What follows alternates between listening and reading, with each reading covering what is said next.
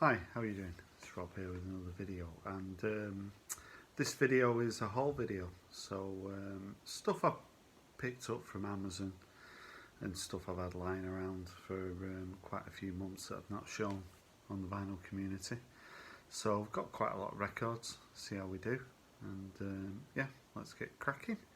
And the first album I want to show is this one, and it's Neil Young and Zuma. Now, as you can see, this has got quite a little bit of looks like sort of fire damage on it. I've had this album since the beginning of the year, and before I show stuff in the vinyl community, I do like to listen to the music, and it does take some time to get round to the records when you've got quite a few. I'm a fan of Neil Young. Back in my 20s, I kind of discovered Neil Young, but he never sort of had what I class as sort of chart success in the UK. So when I was a lot younger, I wasn't really aware of Neil Young or Buffalo Springfield. I think I picked up a best of CD in the late 90s, but it's only over the last 3 or 4 years really that I've been picking up CDs and vinyl albums by Neil Young. So I picked this up. I didn't pay that much for it.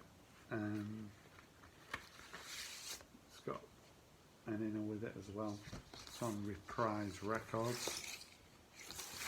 This is from 1975. What do I think of it? I mean, Neil Young, I watched a documentary about him a few weeks ago, from sort of Buffalo Springfield and then up to really this album, because after this album people sort of consider his career maybe sort of was on the decline, but I really like this album. There's a couple of what I would class real top quality songs on here. I do like the song Pardon My Heart. I think it's beautiful, and Caught as the Killer is a track that Neil Young plays live regularly.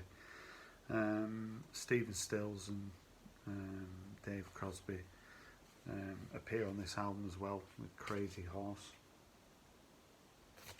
But it's a good album. I mean, there's sort of I mean, it's a debate that goes on in my head. I don't know whether other people have the same sort of Bob Dylan, Neil Young debate. But if someone came in my house now, I think I've got about 6 studio albums by Bob Dylan. If someone came in here now and took them, I think it'd be a long time before I noticed he'd gone missing, because I don't play Bob Dylan, but I play Neil Young. I reach for his albums, and I'm looking to get more of them. I think I've probably got about 5 on vinyl. And I'm looking to get more. And this does have times where you think it's a little bit Neil Young by numbers, you know, as though he's doing it with his eyes closed. But like I say, the track Pardon My Heart, I just love that song. There's a couple on here that I could do without, but all in all, a very good album. So yeah, Zuma by Neil Young. Now, next album on the show is Peter Tosh, and this album is called Equal Rights. So Peter Tosh, you don't need me to tell you that he was part of the Wailers, big friends with Bob Marley, and I've said on previous videos that I wanted to get more reggae, but it's not easy to find in good condition. But this one's in good condition. It's on Virgin, and I paid a tenner for it, which I didn't think was too bad. It's a very nice copy. And this album, Peter Tosh was all about equality, you know, and rights, and standing up for himself and standing up for all sorts of minorities, right up to his death in 1987.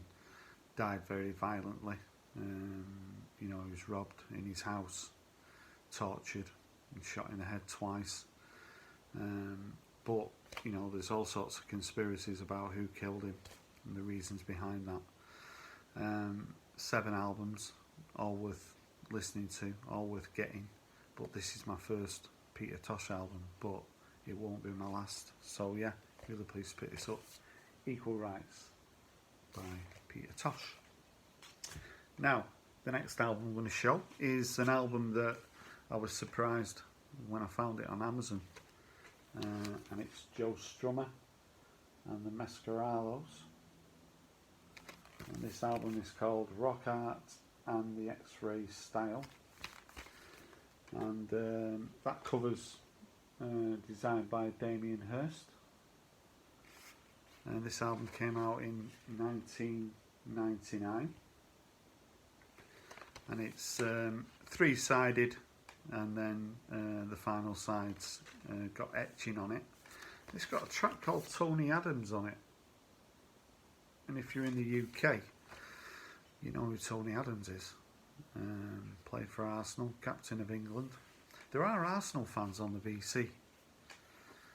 Richard McCook is an Arsenal fan, and Martin Parrott is an Arsenal fan. So they are out there. And there's not many songs about footballers. I mean, there's bands, I don't know whether they're named after footballers, you know, Keane, a band called Rooney. I've got the Zidane album. You know, there are bands that are sort of loosely around footballers and football clubs, St Etienne. But I was really shocked to find this on Amazon. It was a decent price. It was about £20, and this is an album I've always liked. I've got the CD, and it is a CD that I do reach for. And it's Joe Strummer. This is probably 19 years after Sandinista, but there's a lot of the vibe of Sandinista on this album. It's always a bit of a mystery to me when it comes to Joe Strummer, that someone who was so sort of key in sort of the punk sound and was with the Clash and wrote so many great songs and so influential, that as a solo performer, or even, I mean, he was just sort of getting back. I mean, this is a great album, you know. And when he sadly passed away, you know, it was a bit of a what if, you know. Surely he should have produced more music after the Clash, but he didn't. But this is a very good album. So yeah, Joe Strummer and the Mascaralos. Now, next album I want to show is an album that passed me by in 1991. So why did it pass me by? Because in 1991, I was thinking about it, and I fell out of love with music. I had other things on my mind. I was doing other things, and I think I fell out of love with music. I think I let go of quite a lot of vinyl, and CDs had come in, and I didn't have the same love, and they were very expensive as well, CDs. And music took a bit of a back seat for 2 or 3 years. 91, you know, if you look at the albums from 91, you know, you're talking about Nirvana, you're talking about grunge, and I'm not a fan of grunge. I've never been a fan of grunge, and I never will be. So that really sort of put a bit of a halt on my record sort of purchasing. But there was good stuff coming out in 91, and this album came out in 91. And it's Talk, Laughing Stock. So this would be the last album by Talk. Spirit of Eden is an album that I've never heard, but I've got it, and I'm going to play that in the next week or two, so I'll probably show that on my next haul video. And just because I like a band, you know, sometimes you just miss out. XCC released albums that, you know, for one reason or another, I just never listened to. And I remember when Talk came out, very much like sort of Depeche Mode, I thought, well, these haven't got much about them. they'll have a couple of hits and disappear. And Talk just, for me, I quite like the singles they had, but I just thought there was nothing of them. But when Colours of Spring was released and came out in, I think it was 85, 86, that's an album that I reached for. It's such a good album. And then I saw that this had been sort of reissued, and I thought, it's about time I listened to this album. Heard a lot of good things about it, but at the time I don't think it was that acclaimed, because the music scene in '91 for me was pretty desperate. Now, this album, it's not the sort of album that you're going to put on, and do your chores around the house. You've got to sit down, be in the right frame of mind. But it's, I use the word masterpiece very, not very often, but to me this is a real masterpiece. I listened to Mark Hollis, an interview.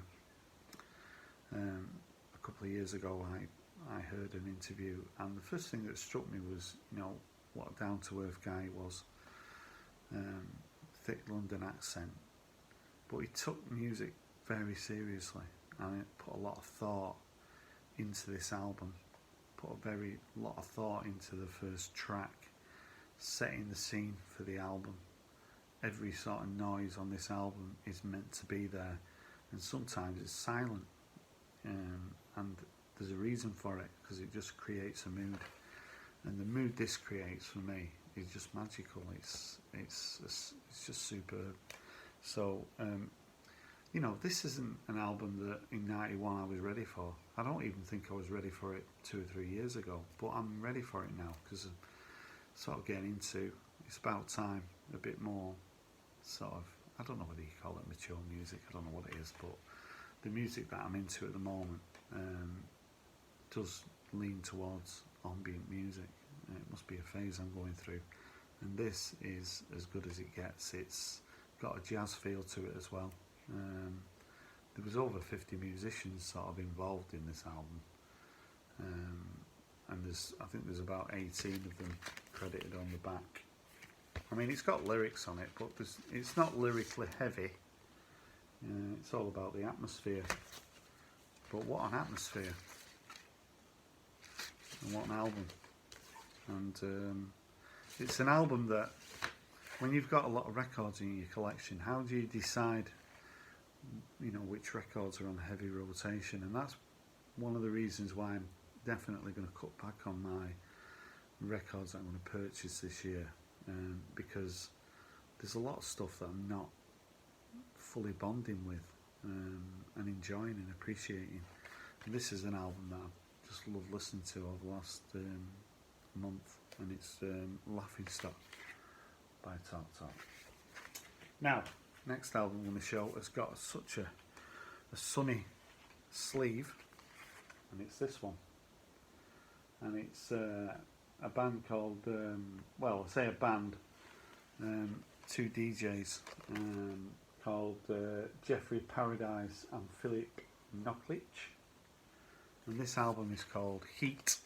Now,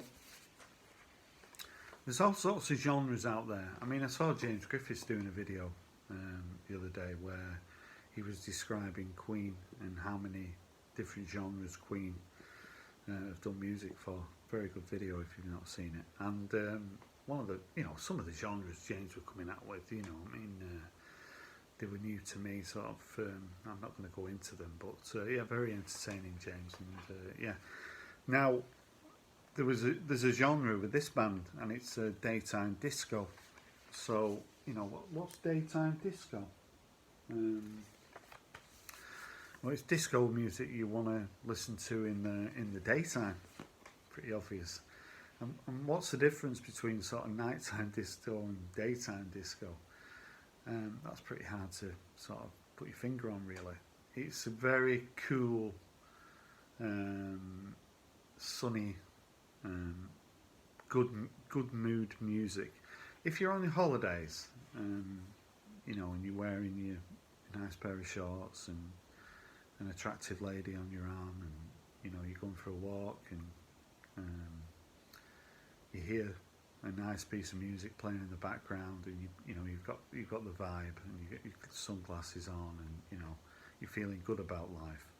This is the sort of music that I want to listen to. It's got such a good groove to it. Anyone who likes disco music, because there are people on the VC who really like disco, should check this out because it's great. Kind of discovered it by accident, which I tend to do. Just went on dance music, and I mean this came out in 2017, and it's coloured vinyl. So they're from Los Angeles, so you get an orange speckled one there, and this one is blue. But this is just relaxing summer music. I mean, we've had the hottest day in the UK today. Is it 20th of May? And the lockdown, you can actually go sunbathing now in the UK and not get arrested. So, you know, there's plenty of people who are still on furlough who are enjoying the sunshine today. And what you know, this sort of music would be the perfect music to listen to in the sunshine. And I know for a fact this is an album that's going to get a lot of play by me all summer.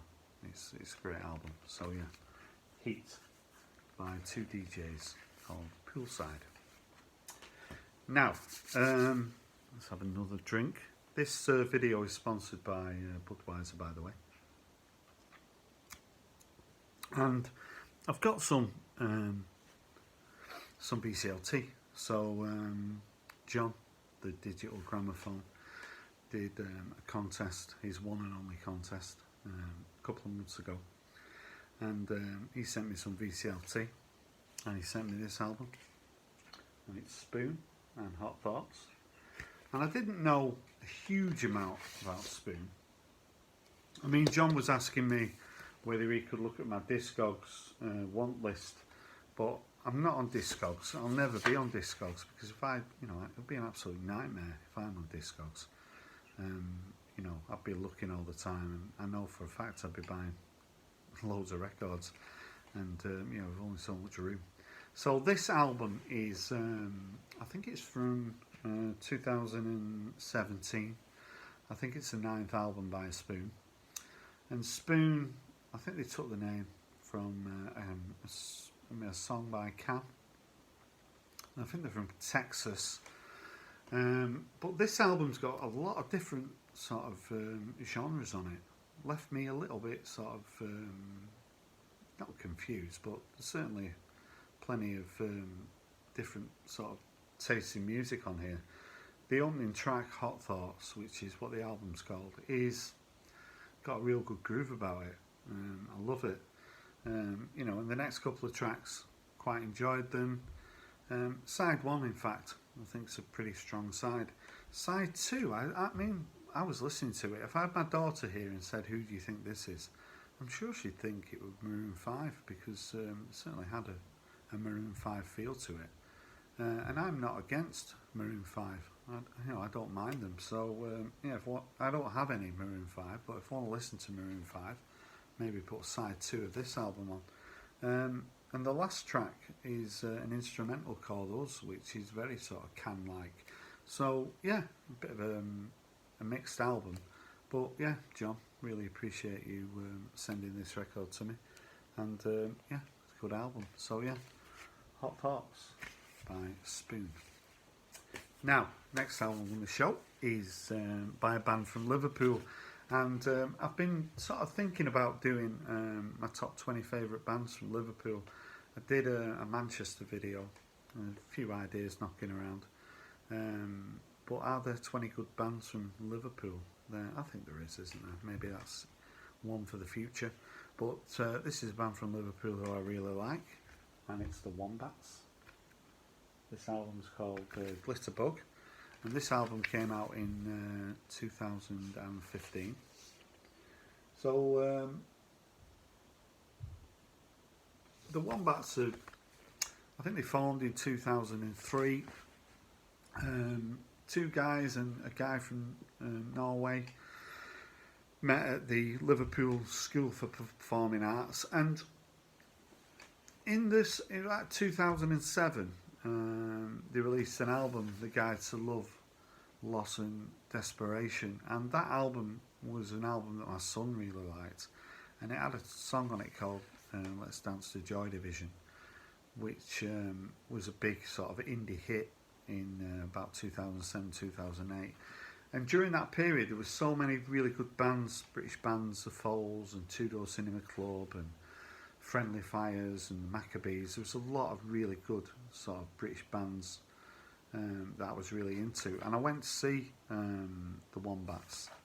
I think it was at the beginning of 2012.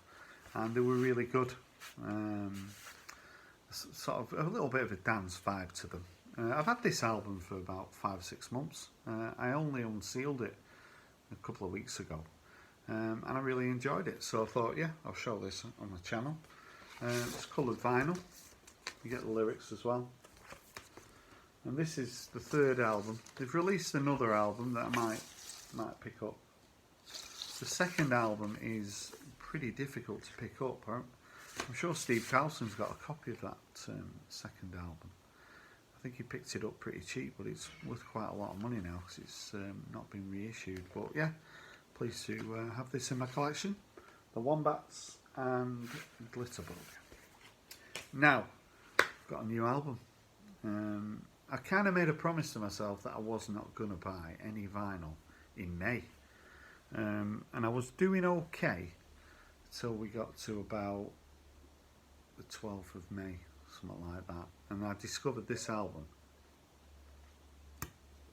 and I had to get it, and it's the Abolition of the Royal Family by the Orb. So I do have a few 12 inches by the Orb, a couple of CDs, but this is my first album, and this came out in March. So I streamed this album. I was listening to it last Wednesday. I ordered it on Thursday and it arrived on Saturday. So it's a double album. It's just on black vinyl. And if you look on the sleeve, it makes me laugh because it's got the hacienda tape there and sort of some sort of medieval execution going on. So the Orb, Alex Patterson, guy behind the Orb, really interesting guy, sort of left home age 14 and got a job age 16 and went to art college, and he was around when punk was happening. He's a little bit older than me, he's sort of late 50s, but really sort of got into sort of dance music and started to produce and record at the end of the 80s, and since then really I think he's done 16 studio albums, but this album, before we even start, this is my favourite album of the year so far. I would be very, very surprised if there's an album better than this year. There's so many sort of different genres on this that I'm into. So the first side's got a real sort of dance housey feel to it. The second side's pretty ambient with sounding a little bit like Blade Runner, and then it goes into dub reggae, and then a bit more sort of ambient house music. Some really long tracks on here, 12 minutes and 7 minutes, 10 minutes. Some really good sort of grooves on here. Guy called Youth, I think he's called Martin Glover, who co-produced Urban Hymns by the Verve, and also was this sort of second guy in the Firemen with Paul McCartney. And I've heard about the Firemen, and I listened to one of the Firemen albums. I think it's called Rushes, and I will listen to it, and I'll look to see whether I could buy it on vinyl. But it's I think Mazzy might have that. But that sounded very ambient, very interesting. But yeah, the guy Youth, Roger Reno is involved in this album. Brian Eno's brother, Steve Hillage, is involved in this album. And like I say, there's a lot of the sort of music I'm really into at the moment. Sort of describe it as ambient house music, you know. And don't put some people just, as soon as you mention the word house music, they sort of, and I'd probably put myself in that category a few years ago, would just not be interested. But it's got such a really good vibe, and the dub reggae on here is really good as well. And for me, like I say, I'll be very surprised if there's a better album than this that comes out this year. I love it. So yeah, the Orb and the Abolition of the Royal Family. Now, I want to show this album. It's an album sort of, again, we're sort of on the sort of ambient house music, and it's Seb Wildblood, Sketchies of Transition. I discovered this on Apple Music and picked it up. I think I bought it towards the end of April, and I really like the cover there. I mean, Seb Wildblood is from Stoke-on-Trent, and I don't think that is Stoke-on-Trent. I'm not sure whether there's limousines like that in Stoke-on-Trent. This is a double album. This has got a pretty good dance feel to it, but it's very strong. This came out last year. And the thing with DJs is you try and find out information about them, and it's pretty difficult. So yeah, there's not much I can say about it. But if you're into sort of dance music, sort of ambient house music, then maybe check this out, stream it, and see what you think of it. So yeah, Sketches of Transition by Seb Wildblood. Now, last album I'm going to show is an album that I picked up from the record shop in New Mills that I'm always going on about, and I'm thinking, when is that going to open?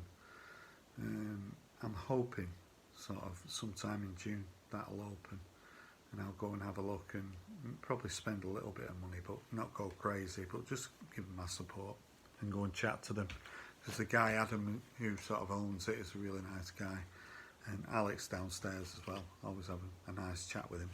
So I was in there, like I say, I got this album at the beginning of the year.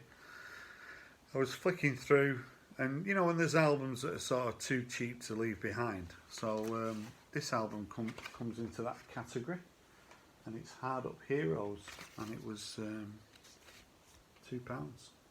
So it's a double album, and as you can see from the sleeve there, we've got Steve Marriott, David Bowie, Eric Clapton, Alexis Corner, Joe Cocker, Rod Stewart, who's that?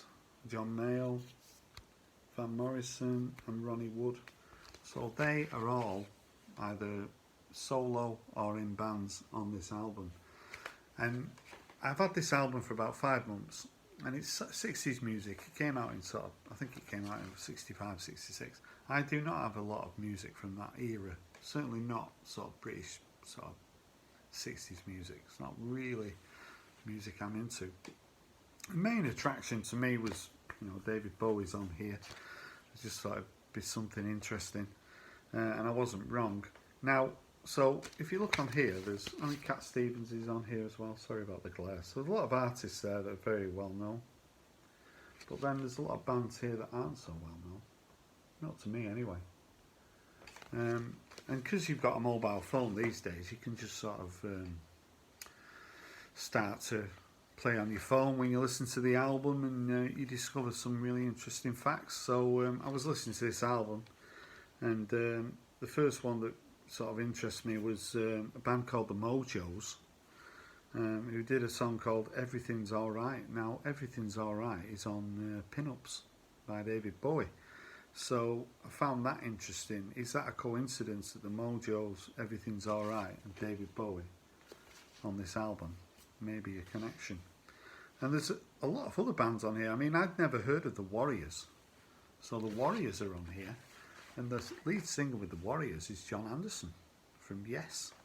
And and a guy called Ian Wallace is in the Warriors, who was the drummer with King Crimson, drummer with Bob Dylan. So pretty high-end artists. A band here called the Rocking Vickers, who had Lemmy from Motorhead. A band here called the Birds, Birds. Now the Birds had Ronnie Wood as the guitarist, and also a guy called Kim Gardner, who they formed the Creation, and then obviously Ronnie Wood went on to join the Faces and Small and the Rolling Stones. And there's a lot of other bands on here that I could go through. I mean, this album on I did look on Discogs. It's you can pick it up for about a tenner, and this is such a clean copy. I was talking to Adam, the owner, and he said this album used to be a family album, and there wasn't a crackle on it. There's a very embarrassing song on here, Rod Stewart singing Good Morning Little Schoolgirl. I mean, I don't think he performs that anymore. David Bowie does the London Boys, which I'd never heard before, but quite enjoyed that. Cat Stevens, First Cut Is the Deepest. John Mayall and the Blues Breakers with Eric Clapton. I'd never heard anything by them before. That's how ignorant I am. And as a one-off track, I really liked it, but then I streamed that album and it kind of sent me I didn't really like it, but yeah, a really good album for £2. Well worth, if you ever see it, maybe pick it up. So yeah, Hard Up Heroes compilation. On the back, I mean, that's my sort of meal. There's sausage, chips, an egg, beans, nice cup of tea there. So yeah, and New Musical Express as well. So yeah, really good album for £2. Couldn't go wrong. So those are the albums. Just have a little bit of a quick update on the coronavirus. Things, I mean, I was thinking today that driving to work and driving home from work, it does probably feel like probably 75% of the traffic is back on the road, still doing the social distancing. I think that's something that's going to be in place for until they get a vaccine, if they ever get a vaccine. So, those kind of measures I think are going to be in place. A lot of sort of depressing sort of job news came out today. 9,000 workers at Rolls-Royce. Obviously the aircraft industry is heavily affected by the coronavirus, because people are going to be flying around the world and airlines going to be at full capacity. Very doubtful in the near future. So, the furlough scheme that was run by the government is been extended to October. You do have a feeling, though, is that just sort of, putting a sticking plaster on it.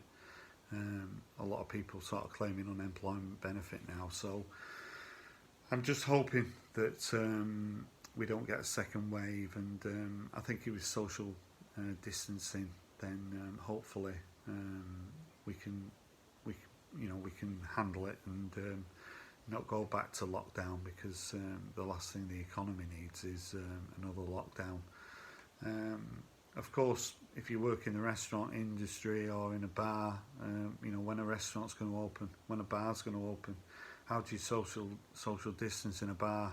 Might be okay at 7 o'clock, but at 9 o'clock, 10 o'clock, 11 o'clock, when you've had a few beers, things get a little bit fruity. I'm not sure how you're going to be able to social distance. So a lot of sort of difficult times ahead for the economy and for the way sort of people sort of spend their leisure time. It's all right in the summer going lying in the park, but people, retail therapy, is the high street ever going to look the same again? There's all these different sort of things that spring to mind when you think about the coronavirus and the way our government in the UK has handled it. They can't stop, congratulating themselves about what a great job they've done.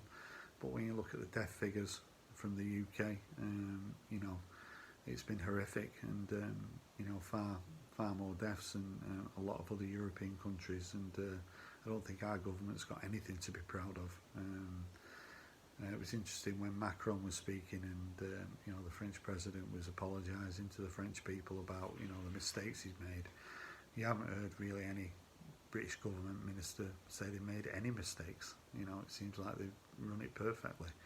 But I think when the dust settles and people start to look into the whys and wherefores, there's a lot of people with some pretty difficult questions to answer. But we'll probably leave that for a later date. But yeah, back to the music.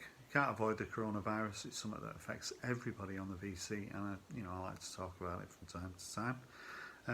If you've got any views on any of the music I showed, I'd love to hear from you. I love the comments. If you're a new subscriber, thanks for subscribing to my channel. Thanks for watching this video. Hope you enjoyed it, and bye for now.